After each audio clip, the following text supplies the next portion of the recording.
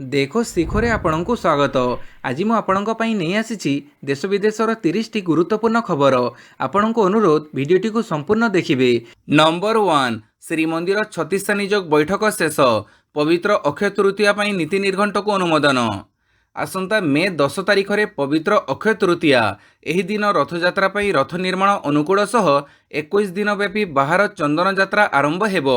बुधवार अपराह्न नीलाद्री भक्त निवास श्रीमंदिर मुख्य प्रशासक वीर विक्रम यादव अध्यक्षतार अनुष्ठित 36 नियोग बैठक में अक्षय तृतीया ପାଇଁ नीति निर्घंट चूड़ांत होईछि। नीति सब कमिटी रे चूड़ांत होइतिबा नीति निर्घंट को 36 नियोग बैठक में अनुमोदन कर जाइछि। नीति निर्घंट अनुଯାୟୀ अक्षय तृतीया दिन अपराह्न 3टारे द्वादश यात्रा और नक्षत्र बंदापना अपराह्न 3:30 रे विमान को दियो विजे। अपराह्न 4टारे रथ आज्ञामाल विजे और विमान उठिबो। रात्र 10टारे चंदन ठाकुर बाहुड़ा विजे करबा नै नीति निर्घंट चूड़ांत होईछि। नंबर 2 आउ नुआ ग्राहक जोड़ी पारिबनी कोटक महिंद्रा। कोटक महिंद्रा बैंक उपरे बड़ एक्शन नहीं भारतीय रिजर्व बैंक। बैंक को निज ऑनलाइन एवं मोबाइल बैंकिंग माध्यम नुआ ग्राहक जोड़िबो परे रोक लगा जाइछि। यह सो नुआ क्रेडिट कार्ड जारी करिबो परे मध्ये रोक लगा जाइछि। उल्लेखयोग्य जे बैंक रो IT risk management information security operation रे त्रुटि जोगु आरबीआई एही कार्यानुष्ठान ग्रहण करिछि। आरबीआई अनुसार कोटक महिंद्रा निज ग्रोथ सह आईटी सिस्टम्स को सुदृढ़ करिबारे विफल होइछि। नंबर 3 प्रचार आरंभ कले नवीन। आज आसिबे अमित शाह। 2024 महासंग्राम ପାଇଁ कालीठारू विधिवत भावे प्रचार मैदान को ओह्लैछन्ति मुख्यमंत्री नवीन पट्टनायक। निज निर्वाचन मंडली हिंजेडी काली बीजेडी प्रचार शुभ देइछन्ति नवीन। हिंजेडीर 2टी स्थान समरझड़ और शेरगढ़ रे जनसभा को संबोधित करी जोड़ी संख विकासर परिचय कही भोट मागिछन्ति। एथिसह हिंजेडीरू विकासर जयजात्रा आरंभ हैला कही निर्वाचनी सभामंचरू विरोधी दल को भी निशाना करिछन्ति। सेहीपरि आज ओडिशा आसिबे स्वराष्ट्र मंत्री अमित शाह। एथिसहित विधिवत भावे राज्य बीजेपीर प्रचार बिगुल फुंकिबे। शाह अपराह्न 3टारे झारसुगुड़ा एयरपोर्ट रे पहुंचीबे। सेठारू सोनपुर जाई निर्वाचन प्रचार शुभारंभ करिवे। स्थानीय रामेश्वर स्टेडियम रे अमित शाह निर्वाचनी सभा ପାଇଁ प्रस्तुति प्राय शेष होईछि। शाह सोनपुर कार्यक्रम सारी भुवनेश्वर आसिबे। एठारे से दलर प्रमुख कार्यकर्ता सह बैठक करिवे बोली जणा पड़िछि। नंबर 4 राज्य सरकारक विरोध में लोकार्पित हैला बीजेपीर चार्जसीट। राज्य सरकार विरोध में बीजेपीर चार्जसीट लोकार्पित। चार्जसीट लोकार्पित कले केंद्रमंत्री भूपेन्द्र यादव। केते दिन सहिबा परिवर्तन आनिबा नारे तैयारी होईछि चार्जसीट। ओडिशा अस्मिता ପାଇଁ लड़ई डाकरा देइथिबा बीजेपी 25 वर्ष बीजेडी सरकार रे अन्याय दुर्नीति भ्रष्टाचार अगणतांत्रिक शासन व्यवस्था महिला विरोधी हिंसा आदि को चार्जसीट रे स्थान देइछि बीजेपी। सेहीपरि शिक्षा स्वास्थ्य पानीय जल आदि समस्यार मध्य चार्जसीट रे स्थान पाइछि। साधारण निर्वाचन पूर्व बीजेपी एही चार्जसीट आनी सरकारक विफलता को प्रसंग करने को योजना करिछि। एही चार्जसीट को नहीं लोकंक पाखक जीव बीजेपी। पाणीपाग सूचना 26 रु भयंकर ताती 4 रु 6 डिग्री बढ़िबो तापमात्रा। माड़ी आसुची भयंकर ताती। आसंता 5 दिन मध्य राज्यर अनेक स्थान रे दिन तापमात्रा रे 4 रु 6 डिग्री जाए वृद्धि पाइबो। ग्रीष्म प्रवाह प्रचंड ग्रीष्म प्रवाह जारी रहिबार संभावना रही।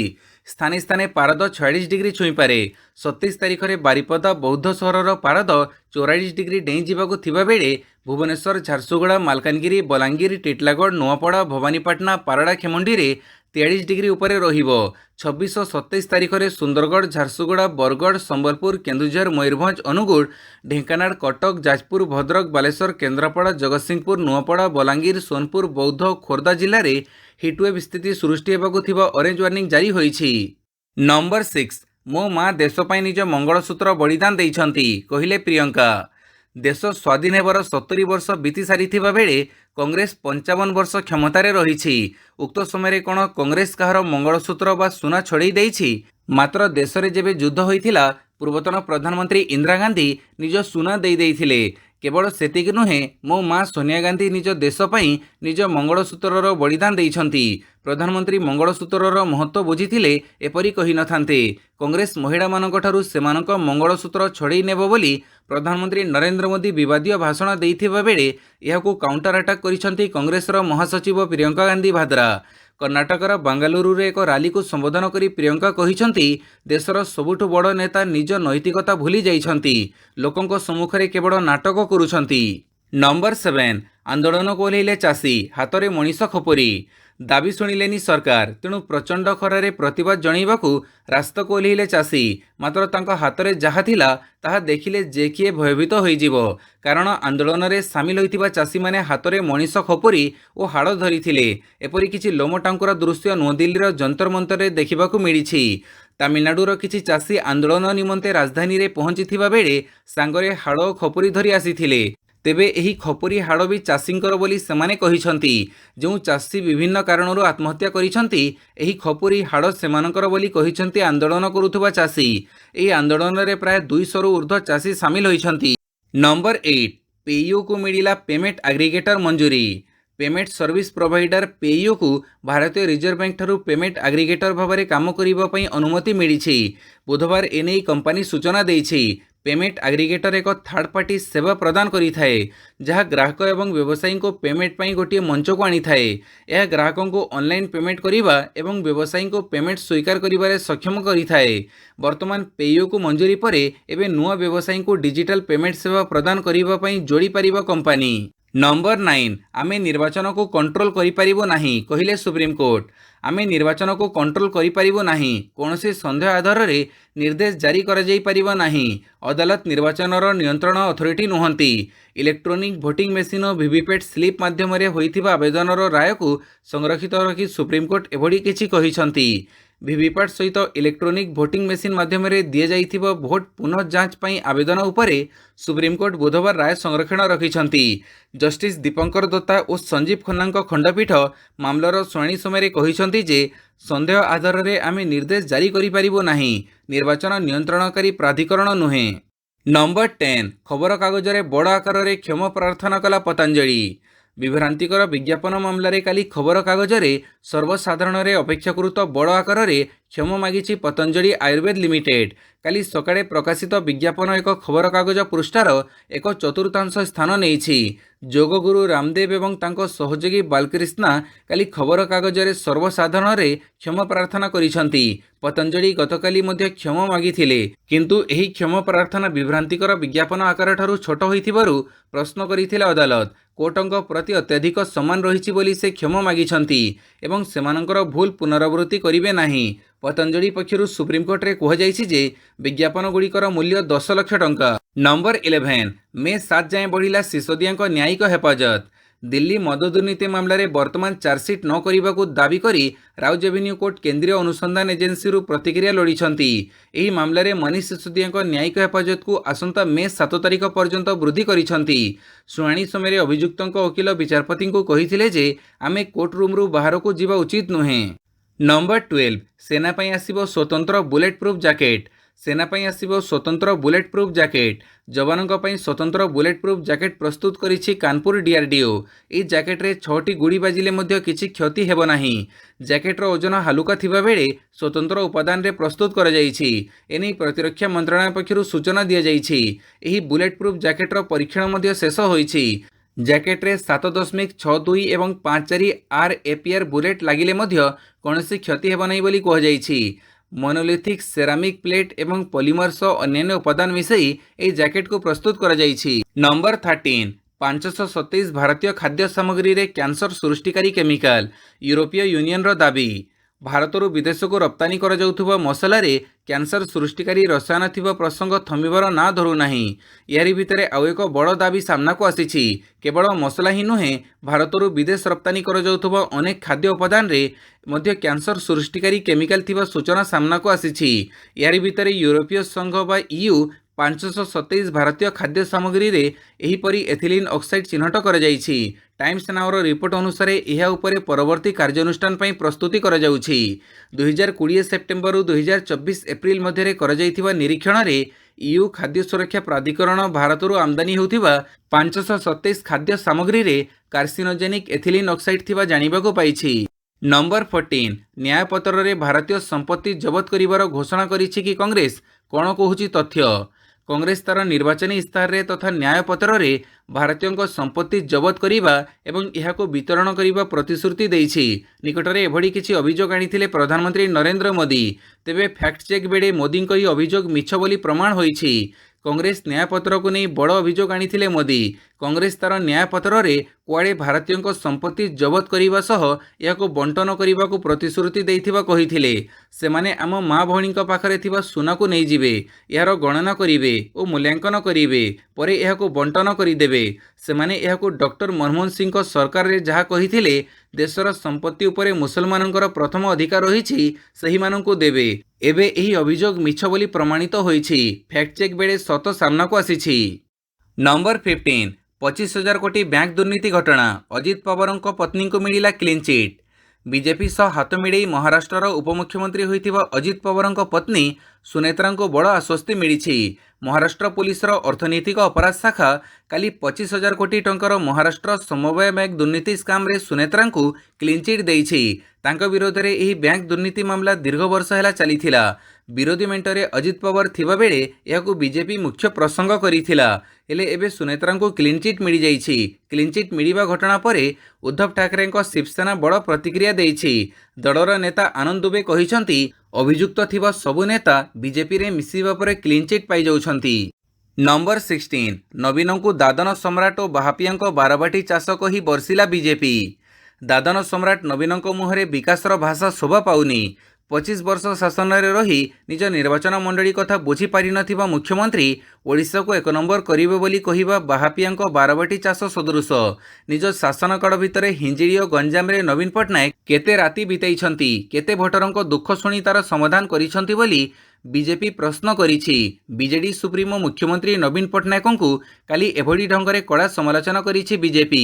ବିଜେପି ରାଜ୍ୟ ସଭାପତି ସମୀର ମହାନ୍ତି ଆଜି ଗଣମାଧ୍ୟମକୁ ପ୍ରତିକ୍ରିୟା ଦେଇ କହିଛନ୍ତି ଯେ ବିଜେଡି 25 ବର୍ଷ ଧରି ଶାସନରେ ରହି କ୍ଷମତା ଉପଭୋଗ କରିସାରିବା ପରେ ମଧ୍ୟ ଲୋଭ ଛାଡ଼ି ନାହିଁ।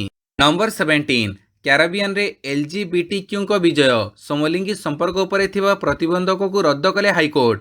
କ୍ୟାରିବିଆନରେ ସମଲିଙ୍ଗୀ ସମ୍ପର୍କ ଉପରେ ଥିବା ପ୍ରତିବନ୍ଧକକୁ ରଦ୍ଦ କରିଦେଇଛନ୍ତି ଡୋମିନିକା ହାଇକୋର୍ଟ। ଏପରି କାର୍ଯ୍ୟକଳାପକୁ ନେଇ ଦଣ୍ଡିତ କରୁଥିବା ଆଇନକୁ ଅସାମ୍ବିଧାନିକ ବୋଲି କୁହାଯାଇଛି।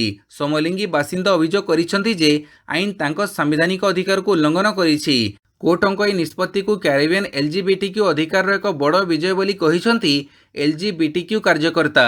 କ୍ୟାରିବିଆନ ଅଞ୍ଚଳରେ LGBTQ ଅଧିକାର ପାଇଁ ଚାଲିଥିବା ସଂଗ୍ରାମରେ ଏହି ନିଷ୍ପତ୍ତିକୁ ଏକ ଗୁରୁତ୍ୱପୂର୍ଣ୍ଣ ମାଇଲଖୁଣ୍ଟ କୁହାଯାଉଛି। ନମ୍ବର 18 ଆମେରିକା ମାନବାଧିକାର ରିପୋର୍ଟରେ ମଣିପୁର ହିଂସା, BBC ଚଢ଼ଉ ଓ ନିଜାର ହତ୍ୟା ପ୍ରସଙ୍ଗ।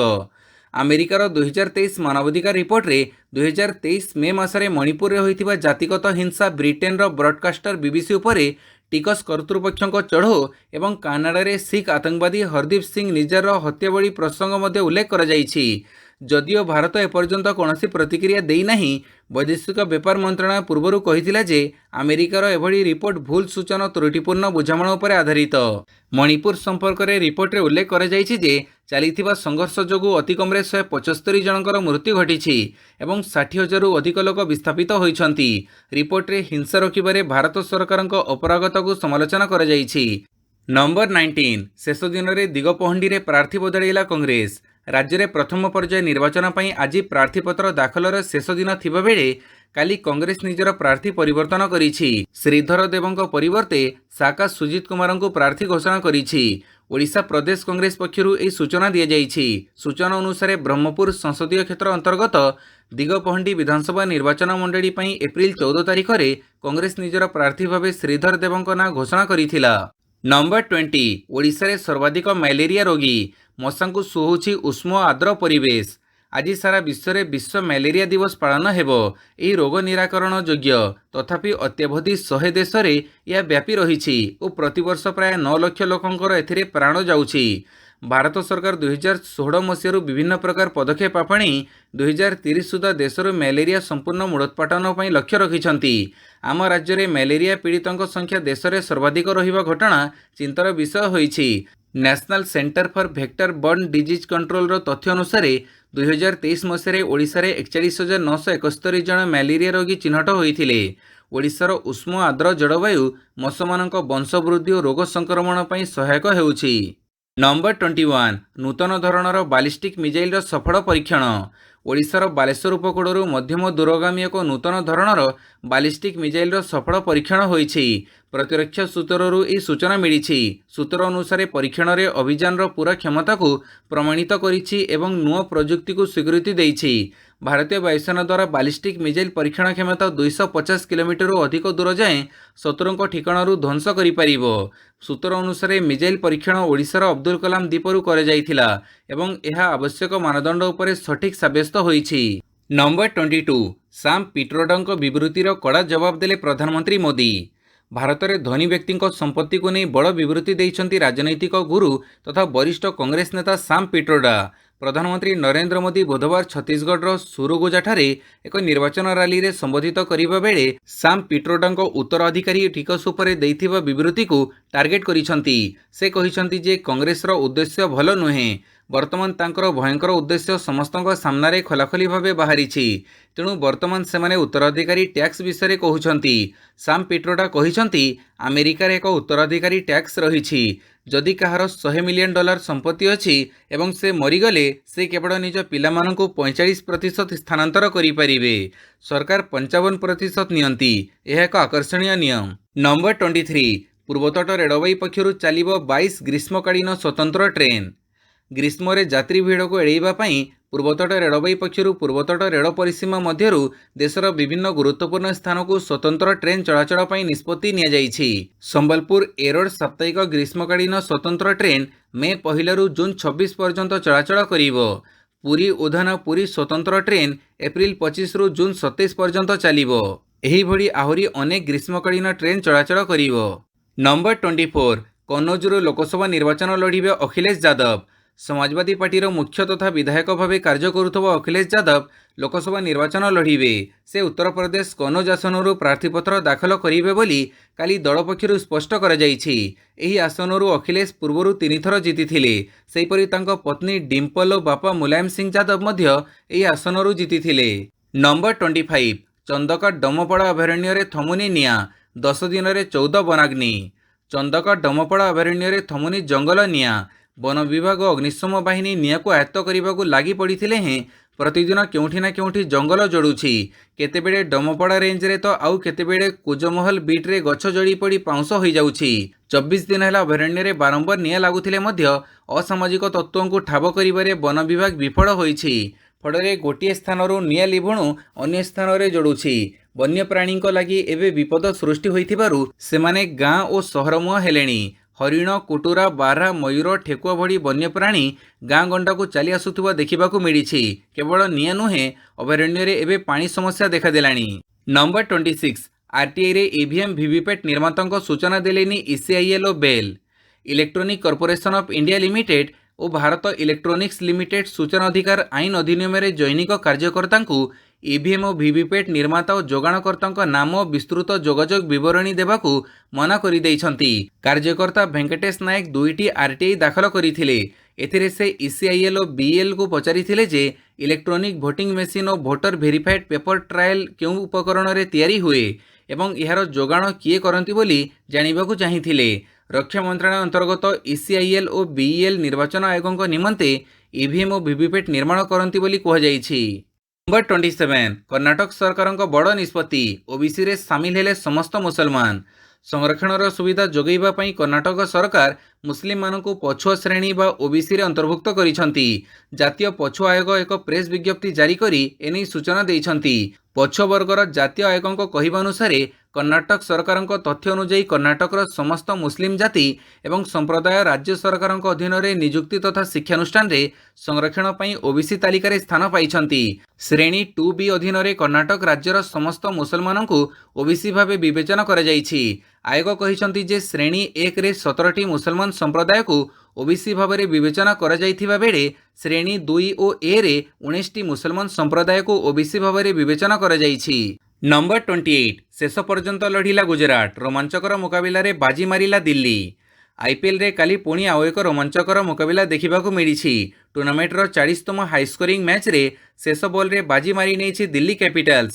ଘରୋଇ ମଇଦାନରେ ଦଳ ଗୁଜରାଟ ଟାଇଟନ୍ସକୁ 4 ରନ୍ରେ ପରାସ୍ତ କରିଛି। दिल्ली द्वारा धार्य 225 रन विजय लक्ष्य को पिछा करी गुजरात 8 विकेट हरी 220 रन करिपारिछि। साई सुदर्शन 65 रन और डेविड मिलरଙ୍କ विस्फोरक 55 रन करथिले हें ताहा दल पई यथेष्ट नथिला। प्रथमे बैटिंग करिथिबा दिल्ली कैपिटल्स अधिनायक ऋषभ पंथଙ୍କ विस्फोरक पराजित 88 रन और अक्षर पटेलଙ୍କ 66 रन बड़े 4 विकेट हरी 224 रन विशाल स्कोर करिथिला। नंबर 29 आईसीसी टी20 विश्वकप्र ब्रांड आंबासाडर हेले उसेन बोल्ट। जामैकार star athlete Usain Bolt ICC पुरुष टी20 विश्वकप क्रिकेटर ब्रांड आंबासाडर होइछंती। 100 रु 200 मीटर एही विश्व रेकर्डधारी द्रुततम धावक एने निजको गौरवान्वित मने करिछंती। से स्पष्ट करिछंती जे से वेस्टइंडीज टीम को संपूर्ण भावे समर्थन करिवे। विश्व में क्रिकेटर प्रचार प्रसार पाई आईसीसी लोकप्रिय एथलीटों को ब्रांड आंबासाडर करिछि। एथर टी20 विश्वकप वेस्टइंडीज और अमेरिका रे खेला जिवो। ग्रुप स्टेजर 40 मैच रु 16 मुकाबिला अमेरिकार डलास न्यूयॉर्क और फ्लोरिडा रे खेला जिवो। नंबर 30 अवसर निष्पत्ति ओहरिबे नाही सुनील नारिन।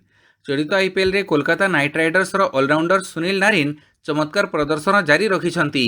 यह देखि वेस्टइंडीज टी20 टीम अधिनायक तांको अंतर्जातीय क्रिकेट नैथिबा अवसर निष्पत्ति ओहरिबा पई अनुरोध करिथिले। तेबे मंगलवार नारिन स्पष्ट करिछंती जे से अवसर ओहरिबे नाही। मो पई अंतर्जातीय मैच खेलिबा रास्ता बंद होई जाइछि। मु आम देशर खेलाड़ी मानकु टी20 विश्वकप रे संपूर्ण समर्थन करिबे। जो माने मो परे विश्वास रखी विश्वकप खेलिबा पई अनुरोध करिथिले सेमानक पाखरे ऋणी होई रहिबे। भिडियोटी को संपूर्ण देखिथिबारु बहुत बहुत धन्यवाद।